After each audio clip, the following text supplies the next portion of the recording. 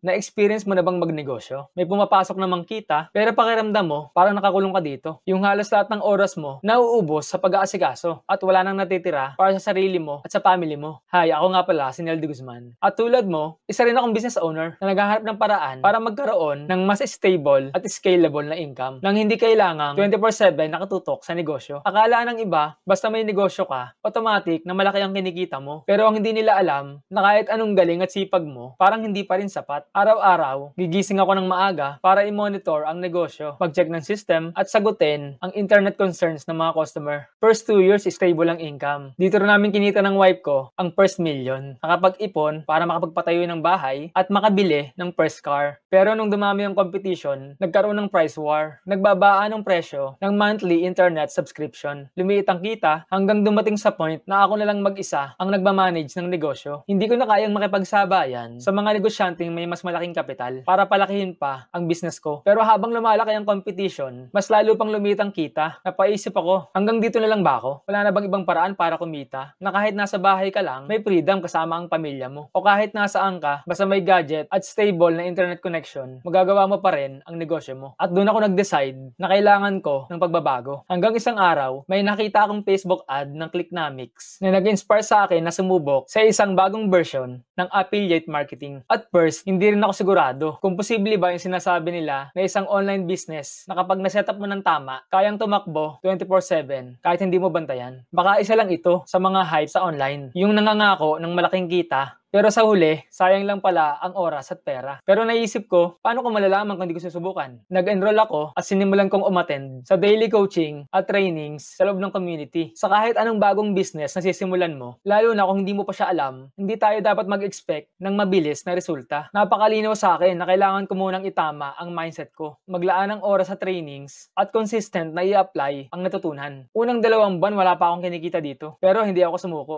Pagdating ng 3 buwan, nagulat ako. Nagkaroon ako ng extra 4,000 commission nang hindi ko inaasahan. Mula noon, tuloy-tuloy na ang product sales at high-ticket referrals buwan-buwan. At ngayon, lagpas na sa 56,000 pesos ang kinita ko. Mas confident na ako kasi alam ko na may ibang paraan pala para kumita. At ang pinaka-importante, hindi ako nag-iisa. May community na willing sumuporta, may mga expert coaches na nagtuturo, at may mga kasama akong natutupad din ang goals nila. Ikaw, ano ang pinaka-nagpapahirap sa'yo ngayon pagdating sa finances? May negosyo ka rin ba na ang daming competition? At pakiramdam mo, kapag hindi mo ito minomonitor lagi, parang hindi tatakbo ng maayos? Comment mo sa baba, baka makatulong ang experience ko.